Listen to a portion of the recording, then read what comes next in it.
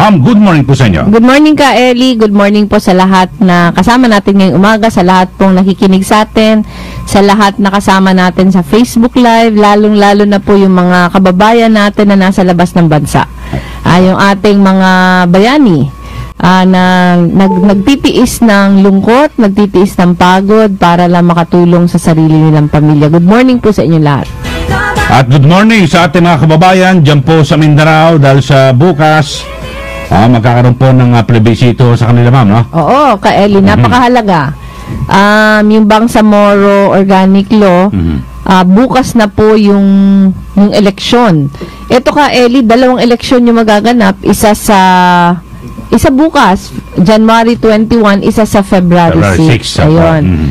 Marami ka Ellie nagtatanong kung bakit dalawa. Meron kasing dalawang sitwasyon. Yung para po bukas, yung dati ng kasama sa ARMM, gusto sabihin, yung mga lalawigan ng Lanao del Sur, Maguindanao, Sulu at Basilan.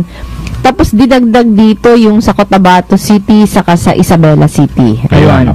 Ang itatanong sa kanila ka Ellie kung yes or no lang po. Yes or no lang. Pero sa February 6 ka Ellie, yung tatanungin naman yung dating hindi kasama. Ang magiging election sa February 6, ito ka Ellie, 39 barangays sa Lanao del Norte, saka 6 naman na munisipyo sa North Cotabato. Ayun na po. Kaya yung mga may mga lugar na tumututob sa parang sa Cotabato City dahil sa binabanggit ay mas nakararami yung ating kababayan na hindi po sila Muslim. Mahalaga na sila po ay lumahok sa election para sabihin nila kung ayaw nila o gusto. Saka ano ka Ellie, yung iba din na parang argumentong napapakinggan natin, hindi naman daw nito ma-resolve yung problema. Pero ito ka Ellie, tayo, nangangampanya din tayo na sana makapasa ito. Dahil ito, hindi naman ito yung solusyon ng lahat, pero unang hakbang. Unang hakbang para iwanan na yung hindi pagkakaintindihan noong nakaraan at pagtulong-tulungan na kung paano mapapabuti yung Muslim Mindanao. Ito naman ka Ellie, yung ninanais naman nito, parang maiwan na natin yung dating mga away at pagtulong-tulungan kung paano paghanap ng solusyon. Ayun na po. At syempre, yung mga sabihin natin na may mga mali, hindi kasi naging perfecto yung ARMM, yung mga naging mali doon ay siguro maikorek dito, ma'am, kasi ako matagal din ako nag-cover at nang balangkasin itong ARMM, yung parang nabigla ho noon yung mga namuno sa ARMM, nabigla sa kapangyarihan at yung hinawakan malaking pondo. Hindi naman po sila sanay sa, di ba, pangangasiwa at maaaring dun ho napabayaan niya sa Ramos administration, parang binigyan agad ng otonomiya. Hindi dapat siguro gabayan po. Walang preparasyon. Yes, opo. Pero ito ka Ellie, ngayon kasi na pangalawang pangulo na ako, pati yung buhay pa yung asawa ko, nasa DILG siya, malaki na yung pagbabago ng ARMM. Nakita natin na mahalaga na sa kanila yung governance. Opo. Siguro kung nabigla man nung umpisa, marami na din kabutihan at pagbabagong inintroduce over the years. In fact, ka Ellie, meron kaming programa doon. Nakaraang ilang buwan, nandun ako para sa Angat Buhay Youth sa ARMM. At dito partner talaga namin yung ARMM Regional Government. Marami ng para mga improvements na inintroduce. Kailangan na lang ituloy-tuloy. Pero ito ka Ellie, pag naghahanap kasi tayo ng perpekto, wala namang ganun. Tama po. Talagang maraming mga maraming kakulangan, maraming pagkukulang. Pero yung pinakamahalaga naman ito na ang mensahe, pagtulong-tulungan natin na ayusin yung mga wala o ayusin yung mga pagkukulang. Opo. So naniniwala rin kayo, ma'am, na talagang ito na po ang unang hakbang para makamit yung hinahangad nating tunay na kapayapaan at kaunlaran sa Mindanao. Oo naman ka Ellie, kasi talagang parati sinasabi na yung historical injustice nakaraan talagang siya yung pinakaugat ng away-away. Pero ito yung parang attempt na talaga na i-correct yun. Pero dapat alam ng lahat na hindi ito yung solusyon, hindi ito yung kasagutan sa lahat na tanong. Pero ito unang hakbang pa lang. Kaya gusto natin ka Ellie, yung mga kakilala natin sa mga nakikinig sa atin, hinihikayat natin ang lahat na suportahan yung pagpasa ng Bangsamoro Basic Law. Dahil ito nga yung unang hakbang para makamit yung tunay na kapayapaan sa rehiyon. Ayun, at parang signal na hindi tayo magkakaaway. Pagtulong-tulungan natin yung pagbabago.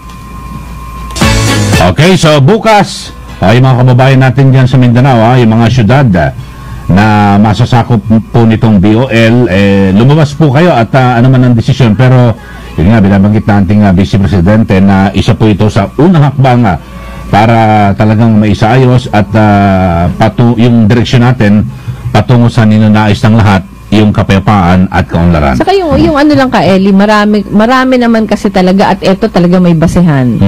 Marami yung parang oposisyon sa napakaraming bagay na nasa batas.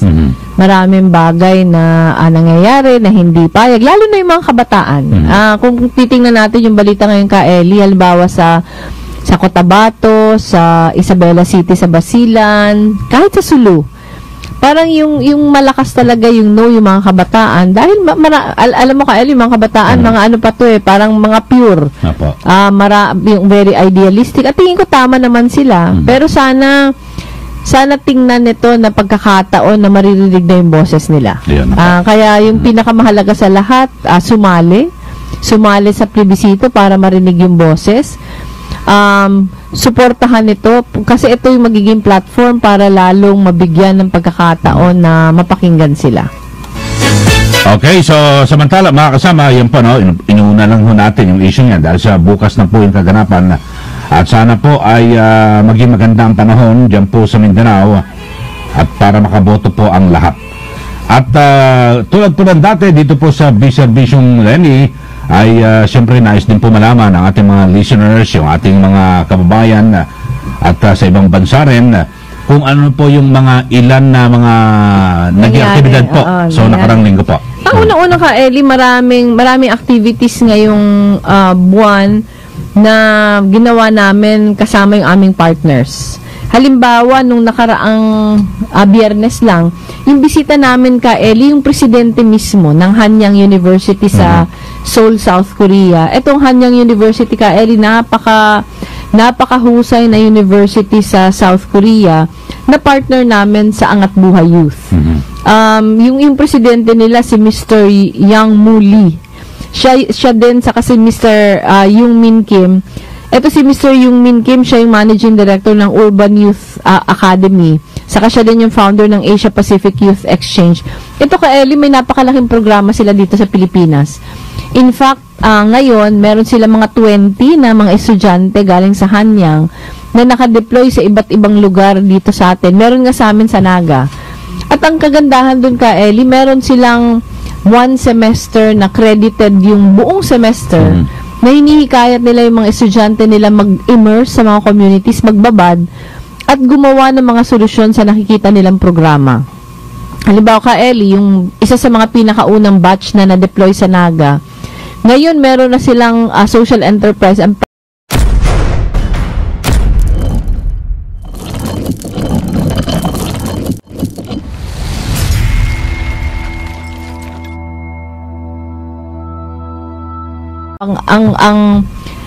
pangalan Kaina.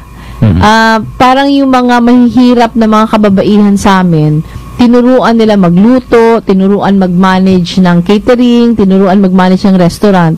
At meron sila sa loob ng Ateneo de Naga. May partnership sila with Ateneo de Naga, binigyan sila ng pagkakataon na makapagnegosyo. At ngayon, napaka-successful na. In fact, para magba-branch out sila, hindi na lang kainan, pati mga ibang merchandise ititinda na. Nung Biyernes, nagkukwento yung presidente na tuwang-tuwa sila. Kasi yung isang inaalagaan nilang grupo ng mga kababaihan, yung savings ngayon more than 1 million pesos na. Napakalaki. Ang ganda ng programa. Sabi ko nga sana sa atin, meron din programang ganyan. Kahit wag nang lumabas sa Pilipinas. Pero alam mo yun, parang hinihikayat yung mga estudyante, lalo na siguro yung medyo may kaya sa buhay, medyo nakakaangat. Mas mabuting mabigyan ng pagkakataon na i-immerse yung sarili nila para magbabad. sa mga mahihirap na communities para mabuksan yung mata na napakapalad nila at may obligasyon na tumulong. Ito yung nakikita natin dito sa Hanyang. Meron tayo Eling 2 grupo na ng mga kabataan na pinadala doon para mag-participate doon sa Asia Pacific, parang Regional Asian Youth Conference. Yung pinakauna nating pinadala youth group galing sa Lipa. Yun yung nung 2017. Yung pinadala natin yung 2018 kasama ako pagpunta, isang youth group din sa Davao. Eto binigyan nila ng seed money para maumpisahan yung kanilang programa. Kaya napakaganda ng partnership.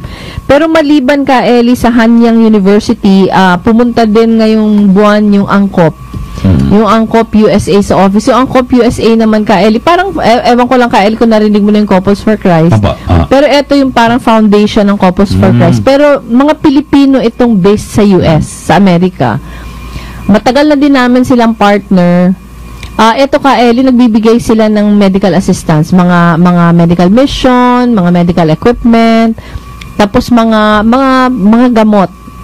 Pumunta sila sa opisina, parang nung Biyernes din, namigay sila ng mga nebulizers para doon sa mga pamilyang tinutulungan natin na merong mga kapansanan yung mga anak. Ito Eli, yung mga walang sariling nebulizer na pag hinihika yung mga anak, kailangan pang maghanap, pumunta sa ospital, pumunta sa health center para makapag-nebulize yung mga anak nila.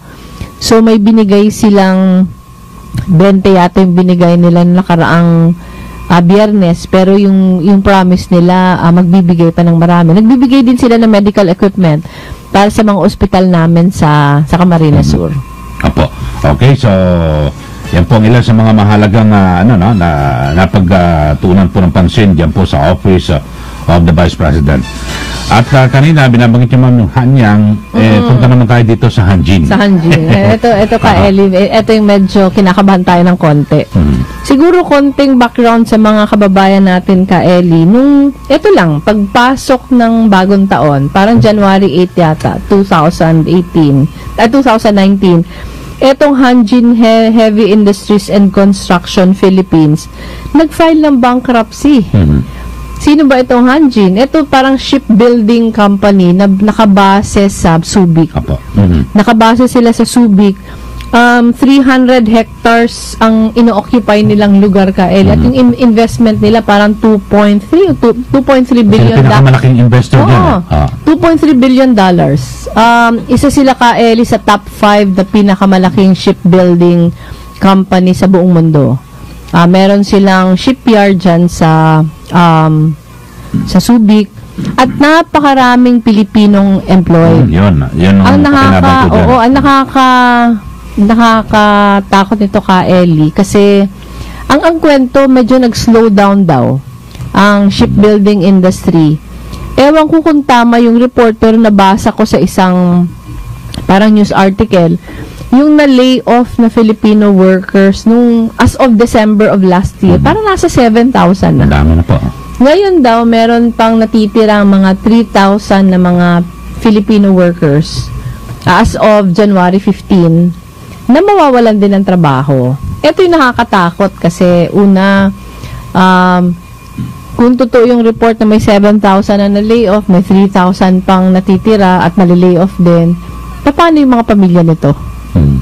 Yun yung isang bahagi. Pero yung kabilang bahagi, yung tanong na anong gagawin dun sa investment. Maraming haka-haka. Halimbawa, si Secretary Lorenzano nagsabi na tingin ko sound yung kanyang suggestion na i-take over na ng Philippine government tapos hayaan na yung Philippine Navy yung mag-manage. Kasi ito pala Eli, nagkaroon kami ng briefing sa opisina noong karaang Biyernes din, o Biyernes o Huwebes. Wala pala tayong parang isa talagang lugar para daungan ng ating mga barko. Parang nag-iiba-iba sila. Meron na yata tayo ngayon 5. Meron tayong 5 na malalaking barko. Pero ito, nag-iiba-iba yung kanilang dinadaungan. Kasi parang wala tayong permanent dock para sa kanila. So kung ibibigay sana sa Philippine Navy ito, napakalaking bagay kasi napaka-strategic ng lugar. Pero yung nakakatakot nito ka Eli kasi merong statement, hindi ko sigurado kung sino, pero parang DTI na may 2 Chinese company na interesado dito. Yung nakakatakot dito, pasalamat naman tayo na nag-i-invest sa atin ng China. Tingin natin, napakalaking economic power ng China na kailangan tayong magkaroon ng magandang relations. Pero yung fact kasi ka Eli na marami tayong problema as far as yung pagsasakop sa ating mga yung teritoryo natin. Problema sa Asia. Yung kung titingnan natin yung mapa, napakalapit nito sa Baho de Masinloc.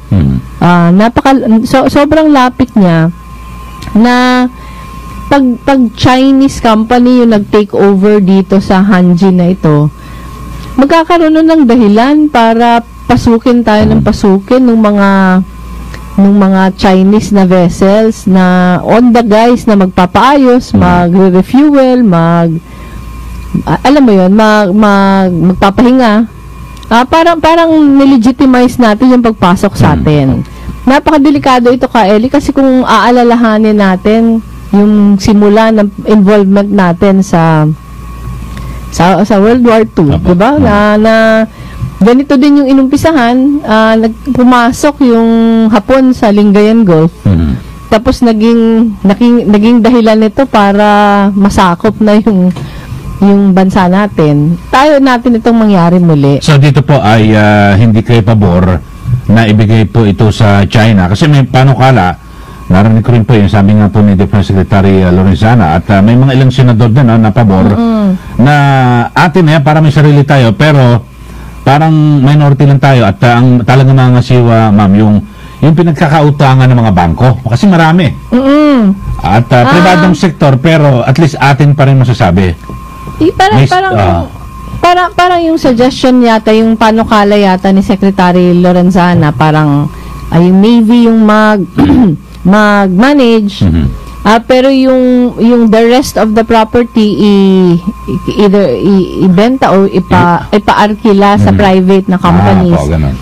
Yung suggestion niya ka Eli yata na tayo, yung pamahalaan through the Philippine Navy yung magmamanage. So, para magiging GOCC po ito? Oo.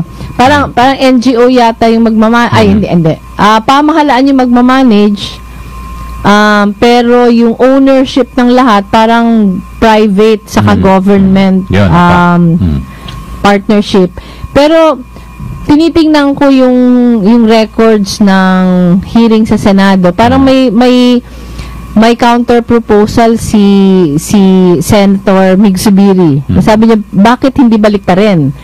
Bakit hindi ipamanage natin sa private pero yung majority ownership sa atin? Tingin ko sound din yun Eli.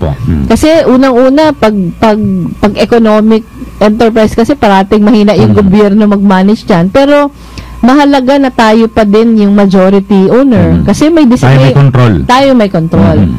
Mahirap na basta-basta yung alam mo yun, ngayon kasi gusto natin paano yung mga utang sa mga bangko natin, paano yung mga Pilipinong mawawalan ng trabaho. Pero ito Eli, napakahalaga ng mga tanong na to pero kailangan pag-aralan na mabuti ang issue dahil seguridad ng ating bansa yung nakasalalay.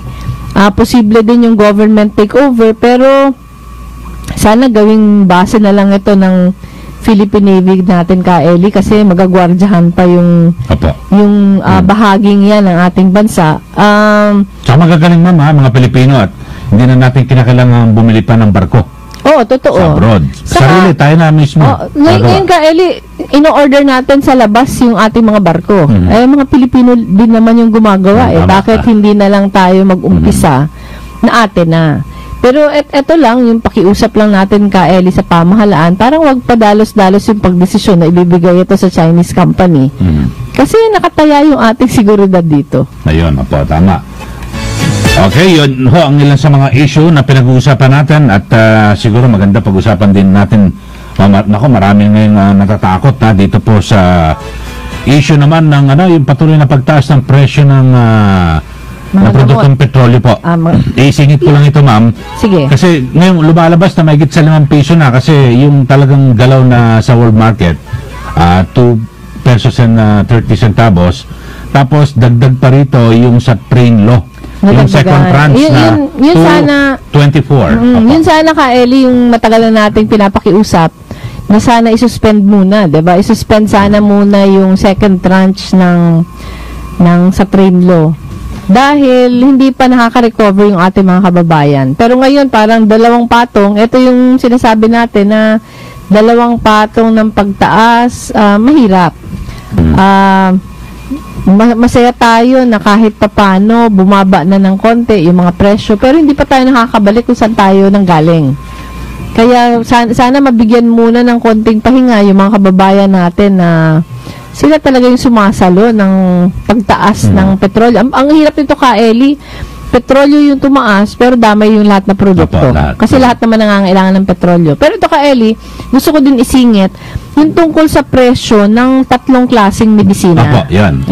Kasi nasa 'di ba nasa batas natin na hindi parang ine-exempt yung taxes sa ilang mga medisina. Ito yung medisina yung gamot sa diabetes, gamot sa high blood, ito gamot sa hypertension, saka gamot sa cholesterol. Yung mataas na cholesterol, opo. Ang nasa batas ka, Eli, hindi ito kasama sa VAT.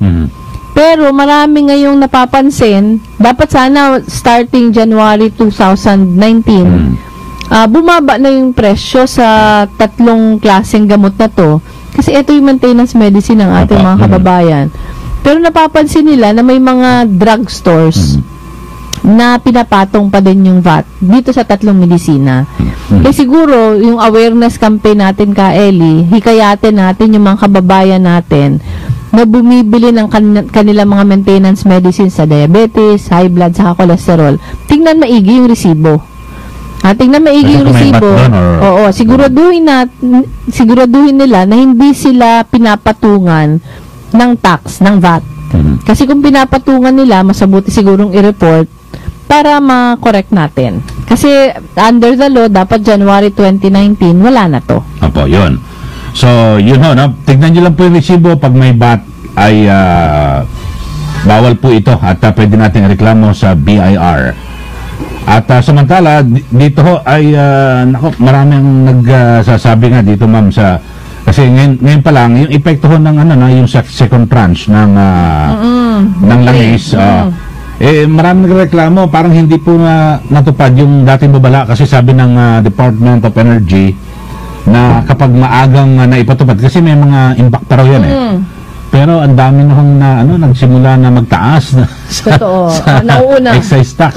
Nauuna yung ibang mga oil companies. Pero ito nga ka, Eli, ito yung minawar natin mula umpisa. Na talagang pag may panibagong patong, damay lahat. Yun na ngayon nangyayari ngayon. Pero sabi po ng ilang mga ng miyembro ng economic team, huwag daw mag-alala dahil hindi ba apektuhan yung inflation. Kaya lang dapat pagandaan ito. Diba, saka alam mo ka, Eli, yung inflation kasi marami namang hindi nakakaintindi na kung ano yung epekto ng numero. Pag sinabi mong bumaba na yung inflation natin from, sabihin natin, 6.5%, bumaba na sa 5. 5.1 na po. Yung ordinaryong mamamayan, pag mahal pa din yung presyo para sa kanya, ganun pa din yung hirap. Walang saysay yung numero kung hindi niya ito mararamdaman. Yun sana yung isipin. Ano ba yung hirap na nadudulot ng pagtaas sa presyo ng petrolyo sa ordinaryong mamamayan? Kasi sa medyo nakakaginhawa ng dati ka, hindi masyadong ramdam. Pero mas marami tayong mga kababayan na ang konting pagtaas, ramdam na ramdam at nakakadagdag talaga sa kakulangan ng pagkain, kakulangan ng panggastos sa mga mahahalagang bagay. Ayan na po. At kaya nga, ang binabanggit nga ng ating kababayan, pag pinagmamalaki ng gobyerno na gumaganda ekonomiya, hindi maramdaman, kaya wala. Dismayado pa rin ang publiko. Ayan. Ayun yung sa atin lang ka, Eli, mas maging mas maging sensitive. Totoo naman ka, Eli, na mas mabuti-buti na yung presyo ng ibang mga bilihin ngayon kumpara sa yung mga nakaraang buwan. Pero parati lang sanang iisipin na hindi pa din sapat. Hindi pa din sapat, kailangan talagang pagpaguran pa din na lalo itong maibaba doon sa inumpisahan. Opo. Ma'am, isingit ko rin itong issue ito dahil sa maraming mga nagpaabot din sa amin ng mga reklamo, lalo na dyan po sa may Benguet, marami po mga gulay ang nasira. So, lumilitaw at parang may pagkukulang po rito ang Department of Agriculture na imbes na naitapon sana, mukhang kulang po sila sa tinatawag na yung storage facility. Talagang kulang na kulang ka, Eli. Sa amin, ito yung problema ng napakaraming mga magsasaka. Kasi ka, Eli, kawawa talaga. Pag marami yung harvest, bagsak yung presyo. Opo. Kahit sa amin ka, Eli, wala na. Hindi na lang nila binibenta kasi sa kalugi kasi. Kung magsispend sila for transportation para dalhin sa merkado, lugi. Kaya ito sana mas proactive yung pamahalaan sa paghanap ng paraan kung paano mapapagaan yung daladalang kahirapan, lalo na nung mga mahihirap na magsasaka. Okay lang ka, Eli, mga kababayan natin na mga magsasaka, na mga malalaki yung lupain, merong perang pantustos dito sa either value added, yung pandagdag sa, alam mo ka, Eli, yung iba mabubulok na, ipoprocess na lang nila into a finished product, gagawin ng mga jam, gagawin ng kung ano-ano. Pero yung mga ordinaryo kasi magsasaka na araw-araw problema para sa kanya, pag ganitong bagsak presyo, siya yung pinaka-apektado. Tama. May ginagawa kami mga programa sa opisina ka, Eli, sinimula namin to sa Camarines Sur. May gagawin din kami sa Iloilo, sa Zamboanga para matugunan ito. Pero hindi naman kasi hindi kaya na wala yung tulong ng gobyerno. Kasi maraming infrastructure din yung kailangan. Etong mga post-harvest facilities ka, Eli, napakahalaga para sa kanila. Para kahit papano makasabay man lang sila sa laban. Kasi kung hindi, yung nangyari sa Benguet ka, Eli, yun yung napabalita. Pero halos buong bansa, ito yung problema na magsasaka. Secretary Piñol.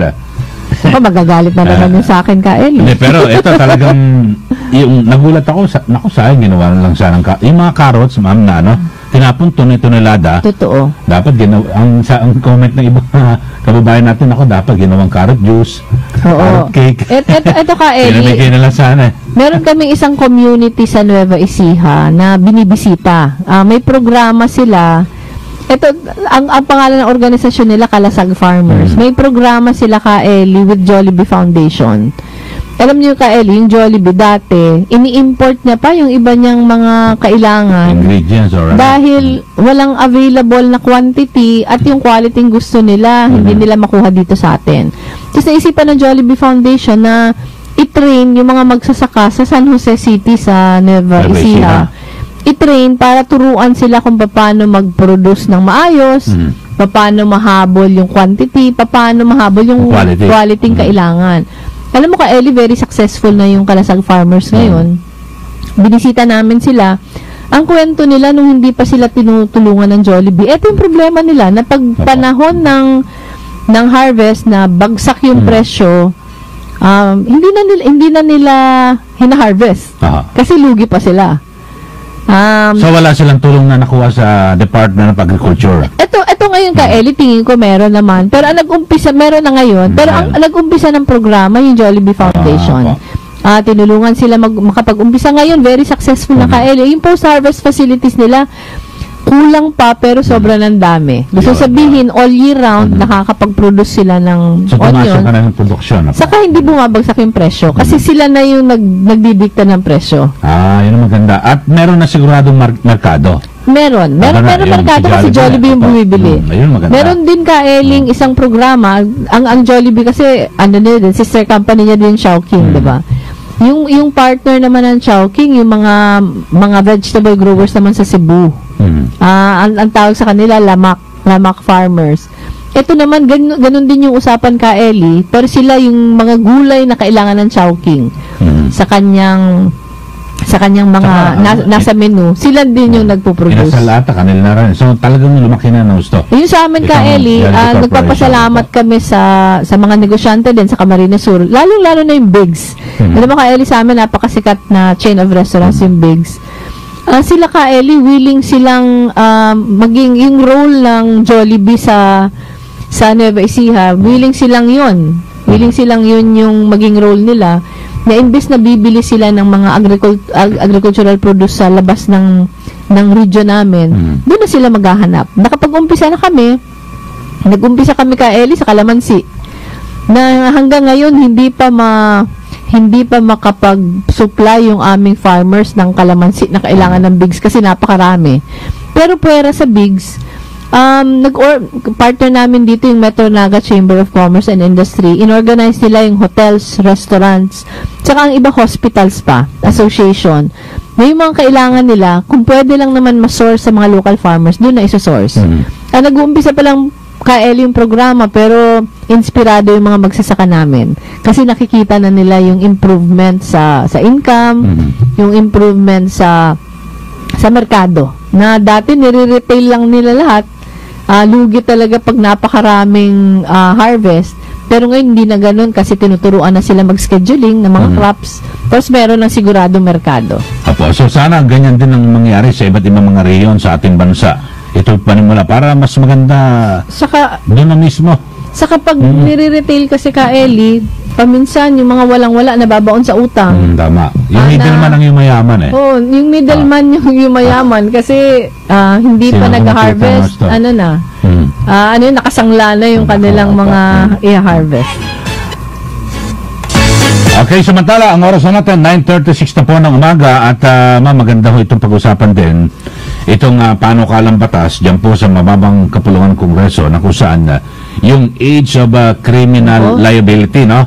From 15 to 9 years old. Napakasakit sa dibdib niyan, ka Eli. Ang baba, 9 anyos. Yung anak ko, 9 anyos pa lang. Pero, gusto mong sabihin, pwede na ikulong. Pero parang, minsan may ugali siya na parang baby pa talaga eh. Kasi grade 3. Ako nga, ka Eli, 18 na yung bunso ko. Parang baby pa din.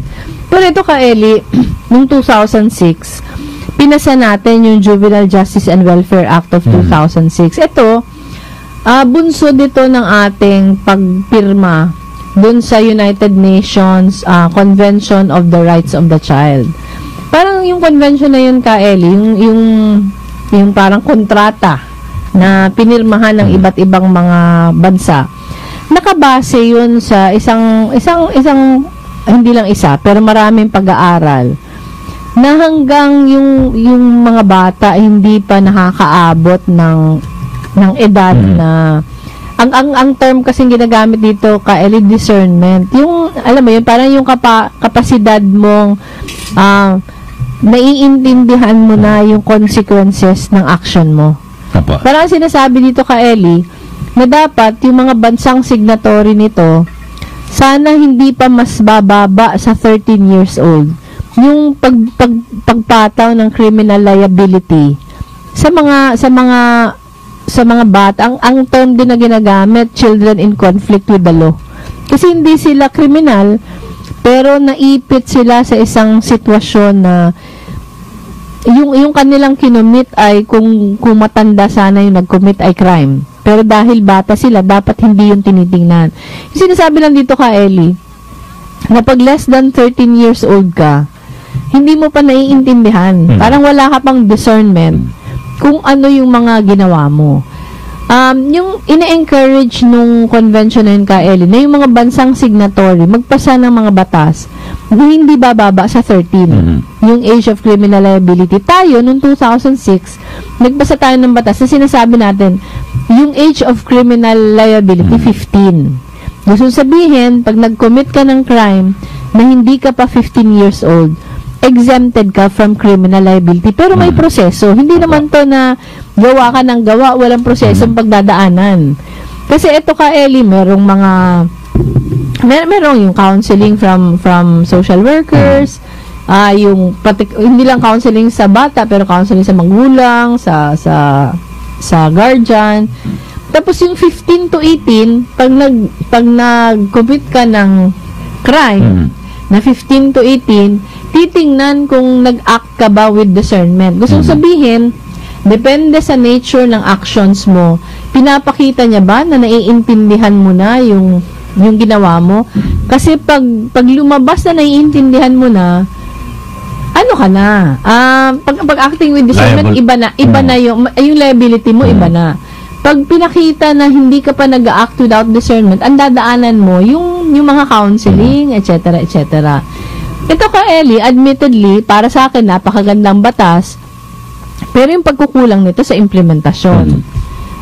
Yung kakulangan ng ating mga ahensya na tugunan, yung intention sana ng batas. Halimbawa, nung practicing lawyer pa ako ka, Ellie, meron akong hinandle na kaso na buong pamilya pinatay. Buong pamilya pinatay. Mother's Day pa ito ginawa. Kaya ang tawag sa amin Mother's Day Massacre. Dahil lang sa internet. Yung pamilyang ito ka, Ellie, yung tatay wala, nagtatrabaho sa Canada.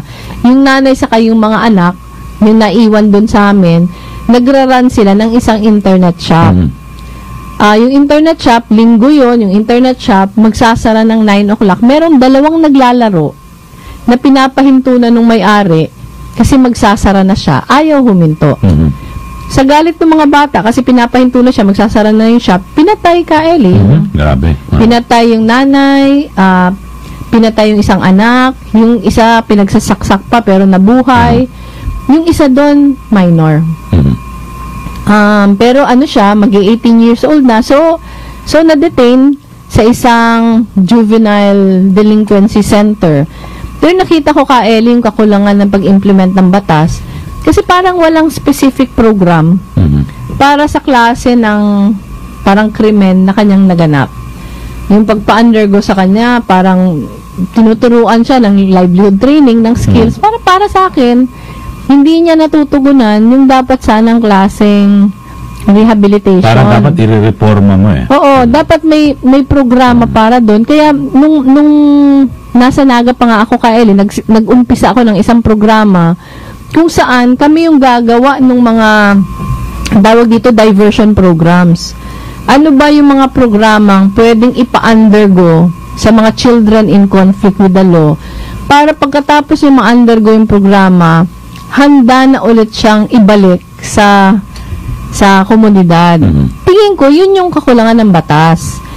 Pero hindi para ang nangyayari ngayon dahil may kakulangan ng batas, binabalik sa mas malalang sitwasyon. Na sinasabi niya, marami daw na mga bata ang ginagamit sa krimen. Kaya ngayon, basta 9 years old na yung bata at ginamit siya sa krimen, pwede na siyang ikulong. And na-imagine natin ka, Ellie, ewan ko lang kung nakakapagbisita sa mga kulungan, yung mga tumutulak nito. Parang yung congestion natin, dahil number 1 in the world tayo sa congestion. Parang yung congestion natin nasa 600%. Dami. Gusto kong sabihin, 'di ba? Parang yung capacity ng jail, ito lang 600% ang laman niyan. Naalala ko ka, Ellie, nung 2015 yata. Nakapagbisita ako, ano to? Women's Correctional pa to. Sabi nila, ito na yung pinakamabuti. Yung lahat na hagdan, paakyat, may mga natutulog. Yung ano niya ka, Ellie, yung double deck, yung bunk bed. Yung isang kama, dalawa yung nakahiga, pati ilalim niya, pati middle ng bunk bed, meron nakahiga. Na-imagine natin kung papasok tayo ng 9 years old doon, lalabas yan, lalo matindi yung ating problema. Dapat hindi sinasama yun doon? Dapat hindi sinasama kasi yung mga nai-involve naman ng mga bata, responsibilidad yun ng mga matatanda. Yung matatanda yung iparusahan natin, di ba? Ang parusahan natin, yung mga matatanda na behind sa yung gumamit ng bata. Yung gumamit ng bata, pero bakit bata? Dapat yung bata, kinakalinga, tinutulungan, maging mabuting tao. Pero hindi nire-regard na kriminal. Para po sa kalaman ng ating mga listeners, yung binabanggit natin, ma'am, ito yung may kinalaman sa ngayon, madalas na banggitin Pangilinan Law. Na parang madalas po masisi rito yung author ng nasabing batas. Pero ako nakikita ko ay parang ginagawa itong alibay na lang ng ilang pulis. Saka ginagamit sa politika ka, Eli. Opo, at ginagawa rin ma'am na alibay ng pulis. Nako, minor de edad parang atras na agad sila sa investigasyon at pagpupursige ng kaso na kung saan, kung sinabi na halimbawa may kaso na ako, ginamit minor de edad ang gumawa ng krimen, dapat tinutugis nila o sino ba ang kasabot nito na hindi minor de edad, yung mas matanda. Saka yung pagpasa nito ka, Eli, pinag-aralan na napakahabang panahon. Nakabase sa mga pag-aaral. Ito ay kasagutan natin sa pagiging signatory natin dun sa UN Convention of the Rights of the Child. Ito ka, Eli, yung prinsipyong ito, worldwide ito. Hindi naman to chinamba lang sa atin yung 15 years old. Pero nakabase ito sa maraming pag-aaral. Pero ngayon, parang imbes na hanapan ng paraan para ma-implement ng maayos, binabalik sa isang sitwasyon na hindi na napapanahon. Ito ka, Eli, naalala ko, ilang beses na itong inattempt i-amend.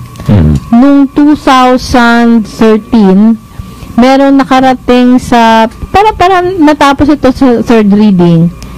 Tingin ko mas maganda pa yung version, yung amendment na yun. Parang yung amendment na yun, hindi niya binabago yung age of criminal liability, 15 pa din, pero dinagdagan niya ng safeguards. Halimbawa, instead na Department of Justice yung magte-take charge pag merong children in conflict with the law, DSWD na. Tingin ko tama yun, kasi mas capacitated yung DSWD mag-asikaso ng mga kabataan. Marami siya mga safeguards. Halimbawa, nagbibigay siya ng pondo para sa mga juvenile delinquency centers. Yun, maayos yun. Pero ngayon, parang imbes na hanapan ng solusyon, binalik niya dun sa mas malalapang sitwasyon. Ayun, opo. Okay, so siguro baka hindi naman ito makalusot ma'am diyan sa Kongreso. Sana ka. Mag-eleksyon na po at yung mga nagsusulong pag-graduate na rin diba? yung speaker pag-graduate na rin at papatapos na po ang termino at asahan natin na kapag pasok ng bagong balangkas ng Kongreso naman mag-iiba na rin ang direksyon yan. Sana. Kaya parati ko Eling sinasabi na napakahalaga ng 2019 elections. Kasi hindi lang to kung kakilala natin yung binobotohan natin, kung popular ba siya. Pero titingnan, ano ba yung mga tinatayuan nito sa mga issues? Kasi nakasalala yung future ng bansa natin sa kamay nila. Ayun, ma'am. Yung bisita natin, sobrang idol. Actually, Eli, may mga nabasa na ako tungkol sa kanya, dati pa. Hindi ko alam kung naalala niya, pero na-meet ko na siya nung nasa kongreso pa ako, Eli. Naimbitahan ako sa isang okasyon ni Congressman Lawrence Fortun. Pero ito Eli, ito yung pinakaunang Pilipina. Pinakaunang Pilipina yung hindi lang nakaakyat sa Mount Everest, pero na-traverse niya. Umakyat siya sa isang side ng Mount Everest, bumaba siya sa kabilang side. Pero naubos niya yung World's 7 Summits. Sino namang, 'di ba? Sino ang pag-akyat lang nga sa isa. Marami ng buhay yung nabuwis sa hirap. Pero ito Eli, yung 7 Summits of the world na traverse niya. Pero bago natin makuha yung kwento niya, pakilala muna natin si Lieutenant Junior Grade. Tama po. Karina Dayondon. Magandang umaga sa iyo, Karina. Good morning po sa lahat na nakikinig. Sa iyo po, Ma'am Vice President Leonor Lobredo, ma'am. Good morning. Kay Sir Eli. Apo, good morning po. Good morning po. At salamat po sa time na mabigyan ako ng maging guest po dito. At hindi na po nalalayo si Ma'am Lenny sa amin kasi sa Balangay Voyage. Tama po, naunahan niya ako. Sa book launching po namin and even before the start ng voyage namin, andun po sila nag-support sa amin. Ito po nga yung pictures. Kasi Karina, eto Eli, nung una ko siyang nakita dun sa Balangay, maliit ka lang Iniisip ko, paano niya kaya ginawa yon? Pero nung nakita kita, hindi mo pa natatapos yung 7 summits. Yes diba? po, Ma'am Vice President. Hindi mo pa natatapos. Pero ito, Karina, balikan lang natin yung kwento. Paano ka nag-umpisa? Kasi binabasa ko yung kwento ng buhay mo. Parang nakalagay sa kwento, 14 kayong magkakapatid. Yes po, Diba? ma'am. 14, taga Bukidnon ka. Taga Bukidnon. Taga Bukidnon siya ka, Ellie. Galing sa mahirap na pamilya. 14 sila magkakapatid. Parang sinasabi na ang inaasahan sa'yo, tutulong ka. Gano'n naman, di ba? Ang ordinaryong Pilipinong pamilya, yung mga mas nakakatanda. Pang ilang ka sa magkakapatid? Pang-fourth. Parang di ba, gano'n naman tayo. Kung sino yung mas nakakatanda, tutulong sa pagpaaral at pagkalinga ng mas nakakabata. Kaya yung pinaka, parang dati, yung pinaka pangarap mo din, gano'n. Makatulong sa... yes po. Magbigay pag-asa sa mga kapatid. Pero sinasabi Karina na yung kwento, itama mo kung mali, pero sinasabi na nung college ka, doon nag-umpisa. Parang nakasali ka sa isang mountaineering club. Tama po, Ma'am Vice President. Tama po. Yun, nag-college ka sa Bukidnon din. Nag-college po ako sa Cagayan, sa Cagayan de Oro. Ateneo de Cagayan. Tapos doon ka, parang mountaineering club ito ng Ateneo de Cagayan. Tama po, Ma'am. Tapos dati, yung sinescale nyo bang mga bundok, doon din lang sa Mindanao? Oh, ganun talaga usually kasi as a climber, as a mountaineers, nung nag-start tayo sa Cagayan, una nating ini-scale yung highest sa island na natin. Okay. Yan ang pinaka-dreams natin na maka-scale ng highest within our island sa Mindanao. And then luckily, yung highest, andun na eh. Apo, Yung Apo. And then, the Mount Kitanglad, andulang-dulang. So, dahil pwede nga lang din mang-hitch from Cagayan, ng sasakyan, going to Mount Dulang-Dulang. Mang-hitch ka lang, baba ka sa highway, lakad ka na papuntang Mount Kitanglad. From the highway ba, ilang oras na akyat pa yon? From the highway in Bukidnon, Kisolon, and then going to Indahag, yung foot ng Mount Kitanglad, mga siguro 4 hours na lakad. 4 hours na 4 hours lakad. lakad. Naku. Pero, ang sinasabi dito, nag-umpisa ka lang sa mountaineering club, pero nahilig ka na sa sports climbing. Yes po, ma'am. Ano ba yung sports climbing? Bali po, yung mountaineering po kasi, meron po din siya mga iba't ibang sports na pwede mong masalihan. Yun yung sport climbing, and then yun yung, meron ding adventure racing. So, pareho ka sumali pa ako doon. Yung sports climbing ba, kabahagi ba doon yung pahirap ng pahirap yung inaakyat mo? Ang sport climbing, tama po yan, Ma'am Vice President. Meron pong pahirap na pahirap, and then meron din po yung competitive. So, merong grade siya. Paunahan. Yes po. Pwede siyang, yung sa speed, and meron ding difficulty of level na hindi siya speed, pero yung route na lesser yung mahawakan mo or lesser yung maapakan mo, meron ganon. So, it could be, you'll be in the competitive, like the speed climbing, or in the, yung may route na tatahakin ka, na Tapos parang nandito, parang medyo umiba yung buhay mo nung naaya ka. Diba? Nung naaya ka nung 2004, ni Yusek Art Valdez. Ewan ko, Kaeli, ko naalala mo si Yusek Art Valdez. Ano siya? Sa DOTR, saka DNR. Naging Yusek siya. Pero naaya ka ni Yusek Art Valdez para mag-partner, para sa isang Mount Everest expedition. Tama po, ma'am. So, yung naaya ka at nagdesisyon kang sumali, anong klase yung preparasyon na dinaanan ninyo? Yun nga, 2004 naaya tayo sa isang grupo na pinangunahan ni Yusek Art Valdez na mag-join sa team na tinatawag na First Philippine Mount Everest. Around the Philippines, mga siguro 42 kaming inanyayahan. Tapos yung mga babae, siguro mga 5 lang. Ang tumulong 3. Tatlo. And then, yung 2004, invitation pa lang yon. And then, training for 3 years. Anong klase yung training? Dahil kami naman ay talagang mountaineers na din, hindi na naiba sa atin yung climbing. Gaya nga na sinabi ni ma'am, yung background ko, mountaineers na ako way back on my college. So, yung training namin, hindi na siya more of the tropical dito sa Pilipinas na akyat, more of labas na climb. Paano kami maglakad sa snow, paano kami mag-arrest ng sarili namin pag i-stop namin yung pagkahulog namin sa bangin, sa snow, if kami ay madulas. Nangyari yun, yung training na yun, first sa New Zealand, in Mount Cook. And then the second was in India, Denali, yun yung tinatawag namin na technical training. Lahat ng mga kaalaman na dapat matutunan ng isang mag-alpine climbing, doon tinuro sa amin at doon naman din namin nalalaman. Ganun ba talaga? Yung mami napapanood natin sa pelikula, yung Everest, di ba? Yung mga ganun. Talagang ganun yung mga eksena doon. Kasi may true story na pinalabas siya po. Tama yung nakikita natin doon na merong danger Yes, at meron ding hirap. Pero lahat naman yan, kung balikan nga natin si ma'am, walang shortcut. Nag-training kami for 3 years. Hindi lang parang binitbit ka doon na akitin mo yan. Bago natin tinahak yung gusto nating gawin sa buhay, ma-achieve sa buhay, may preparations. Kasi parang may halimbawa kanina, galing pa lang ako sa Kathmandu. Kailan yung nung December. First week of December. Siyempre, hindi ako marunong umakyat, diba? Pero sumakay kami sa isang eroplano na parang pinakita sa amin yung lahat na peaks doon kasi di ba ang haba niya.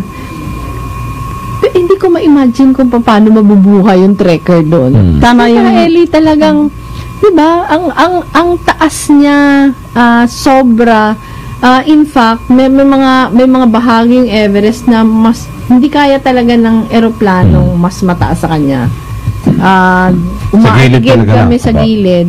Pero hindi ko ma-imagine kung gaano kahirap yung trek. Talagang tama yung sinabi ni ma'am. Mahirapan kang ma-imagine.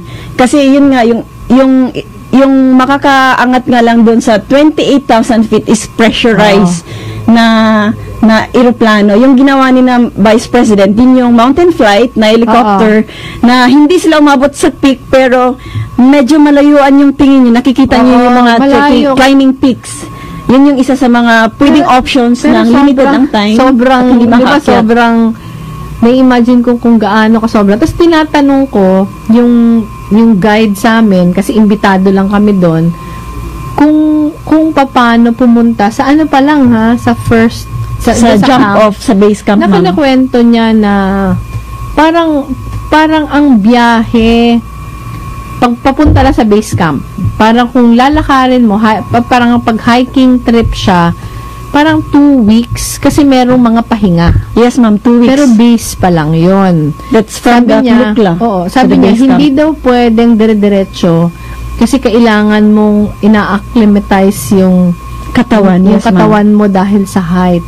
So, yung sa inyo, yung training ba, kasama yun, yung pag-a-adjust sa Tama, ma'am. Tama.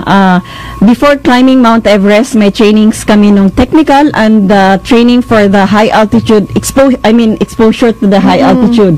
Para malalaman namin yung kondisyon ng katawan namin, yung reaction ng katawan namin if kami ay nasa 8,000 meters gamit yung supplementary oxygen at kung ano ba ang nakaka-adjust ba kami ng maayos pag na-expose kami ng ganun before kami nag-Mount Everest. Kaya umakyat po kami ng Mount Chuoyo. So sa lahat yun? That's in katabi ng Nepal, yung sa Tibet naman na mga bundok. So itong ginawa natin, itong passion natin na mountaineering, talagang may ano kami nito, may basic mountaineering course na pinagdaanan, meron kaming technical training, walang shortcut kasi nakakamatay nga siya pag hindi ka mag-prepare yung altitude. Naalala ko sino nga yung pinakauna nag-attempt sa Mount Everest. Parang ilang beses siya nag-attempt. Ano ba to early 1948. Si Sir Edmund Hillary and the first person in Mount Everest. Diba? And then si Tenzing Norgay 1958 yata. Tapos ito, yung kwento niya na habang nagpe-prepare kayo for Everest, inaya ka na sumali, inaya ka nung kaibigan mo si Erwin Pastor Emata na mag-partner sa kanya sa Island Paradise Adventure. Ito ka, Ellie, yung Island Paradise Adventure, parang ano siya, ano ba yun? Langoy? Takbo? Ano pa yung iba? Yes, ma'am. Tama po yun. Yun na yung... From Manila to Cebu, diba? Yun yung nabanggit natin kanina na from mountaineering, merong sport climbing, competitive, and adventure racing. Yung Island Paradise na sinabi ni ma'am, yun na yung adventure racing na sinabihan namin. Manila to Cebu? Kasi if we go back, ma'am, the journey of that Island Paradise, pag-invite kasi sa amin sa team, parang sinabi sa amin na may allowance kami. Oo. Kaso wala kaming allowance na natatanggap kasi mahirap magkuha ng sponsors for the team, even completing the money for the expedition climbing. So, ang ginawa namin ni Pastor Imata, sumali kami ng adventure race. Yun yung Island Paradise, na multidiscipline siya na laro. May langoy, may pinerform kami na langoy, takbo, bike, rappelling, kasama na din yung navigation, how to get there from Manila to Cebu. Oo. So, yan pong sinalihan namin, inaya ako ni Pinanalo Pastor. ng 1 million Nanalo pesos, kami ni diba? Pastor. Kasi, yun kasi yung time na yun, gusto ko na umalis sa Everest team. Kasi, sabi ko nga, passion ko din yung pagka-climb, ang mountaineering, yung pagka-climb, pero hindi na pwede lahat passion. Kailangan natin mabuhay. Kailangan natin tumulong sa family. Tama. Saka magastos din, Magastos. Diba? Pero, yun nga, sumali kami para magkapera pero ang kami. sabi dito, yung pinanalunan mo doon na 1 million pesos, para yung kalahati, binigay mo sa pamilya. Oh, yes ma'am, yun yung tinulong ko kasi sabi ko nga, nakakahiya, magka-climb ako nito. Baka yung pag-uwi ko, sabi nga ng father ko, baka nasa labas na kami, nasa kali na kami nakatulog kasi foreclosed yung bahay namin noon. Oo. And then yung mga kapatid ko, nakapag-stop na ng pag-aaral. So, nahati ako, mag-continue sa Mount Everest or tutulong sa Hanap family. Syempre both, dalawa gusto ko. Nag-pray ako, naging positive lang ako. And then, Nanalo kayo. hingi ako ng tulong kay God. God, bigyan mo ako ng sign or ways na both magawa ko. Nanalo kami ng 1 million, Tapos ma'am. ito, noong 2007, yung naging successful yung pag-climb, saka pag-traverse sa Mount Everest, 3 kayong Pilipina. Diba? Yes, 3 ma'am. kayong 3 kayong magkakasama. Pilipina. Ito ba yung kasama mong nag-training noong 2004? Yes, ma'am. Nag-start kami yung tumugon ng invitation na sumali sa first Philippine Mount Everest team. Yung iba hindi kasi syempre it's a 3 years commitment na all your life in 3 years mag-training ka, isipin mo lang na aakyat kayo ng Mount Everest. Gaano ninyo ginawa? Ay, gaano katagal yung climb ninyo? Yung climb after the 3 years training nung nasa base camp na kami, from the base camp ng north side is 21,000 feet ang height, going to the summit 4 days. Okay. And then from the summit, Ilang oras sa isang araw kayo naglalakad? siguro, Kasi mabilis yung 4 days, ha? yes ma'am, that's 10 hours in a day na lakad namin. Average yun. Pero yung summit namin matagalan yun kasi from the Camp 4, 26,000 feet to the summit is 9 in the evening. In the next morning pa kami dumating ng 6 in the morning. So, or almost 10 hours. And then going down is another 8 hours. So, 18 hours na lakaran. Ano yun? Almost Di ba one day. karamihan sa mga nagka-climb, parang nag-hire nung, anong tawag yun? Tagadala ng gamit? Sherpa, ma'am, guide. So, meron kayong mga Nepalese na Sherpang kasama? It's a requirement po sa Nepal government na kailangan kung mag-climb ka ng Everest, meron kang isang guide na kasama mo kasi para maiwasan yung sakuna, yung aksidente. Ayun. Silang mas nakakalam doon, sila yung local. Gaya sa atin dito sa bundok, may mga organizer tayo na Tama. mag-guide sa atin. Yung papunta. marunong. Yes po, local Paano base. yung pagkain nyo? Yung pagkain namin dahil sa high altitude, ma'am, nawawalan ka ng gana ng pagkain. Aside from madali kang magkasakit, so kailangan alagaan yung appetite natin. Nagdadala kami ng food from the Philippines. Ano? Yung mga naka-tetra pack or mga naka-pack food natin. Syempre, yung adobo, nagdala kami noon. Yung bagoong, nagdala kami noon. Ano, wawalan ka pala ng Yung gana tuyo, pag ano? yung bulad sa Bisaya, nagdala kami noon. Nasa backpack nyo lang? Dinala na namin siya doon papuntang base camp. Yes, pwedeng along the way going to high camps, dala namin sa backpacks namin, pero more of base camp na namin siya nakatambay, yung mga pagkain na yun galing sa Philippines, Para hindi mabigat. para hindi masyadong mabigat, hindi bultuhan yung bit-bit talaga going to the high camps. Pero syempre, habang papaakyat ka, syempre sobra ng lamig. Yes, ma'am. So, ano yung preparation nyo pagdating sa suot? Hindi ba sobrang bigat? Kasi sobrang lamig sa taas. Yeah. Ang daming factor when we climb the mountains, the alpine climbing. Ito nga, madali tayong magkasakit. At tapos sobrang iba yung environment kaya sobrang lamig. And then, Yung lamig ngayon, kasi tropical naman tayo, ang nasanayan natin, pwede tayo naka-sleeveless, naka-shorts. Doon naman, pakapalan ng damit. Kasi sobrang lamig. Kasi ang lamig doon, aabot siya ng negative 30 degrees Celsius. grabe. Talagang freezing talaga. Ito nga, In fact, kahit hindi ka- naka-frostbite ka pa. Ito ka, Ellie, nakikita ko yung oras. Wala na tayong oras. Pero ito, natapos niyo yung climb na kayong tatlo. Yes, ma'am. Natapos nyo, tapos bumaba pa kayo. Bumaba kayo sa other side. Yes, ma'am. Pero pagkatapos nun, naging aim mo na ubusin mo yung 7 summits. 7 summits kasi ka, Ellie, ito yung pinakamatataas sa bawat continent. Yes, ma'am. I-name mo yun at nagawa mo. In-name ko siya na akala ko madali lang. Pero nung ini-startan ko na siya, at na-realize ko, wow, sobra palang laki ng project na yun. At ang hirap pala maghanap ng funding. Pero, maski pa paano, naging positive tayo. Kasi nga, sa lahat ng bagay, sa lahat natin ng gusto mabot sa buhay, maging positive lang tayo at maniwala tayo na pwede natin siyang gawin kasi nag-a-attract tayo ng tao. Ito ka, na Ellie, tumulong sa napansin atin. ko kanina, naka-BPI jacket ka. Malamig, ma'am eh. na ano ko, na basa ko somewhere na yung last 2 climbs mo, BPI yung nag-fund. Yes, ma'am. Diba? Nakita ko kasi parang naimbita si Karina na magsalita sa isang event.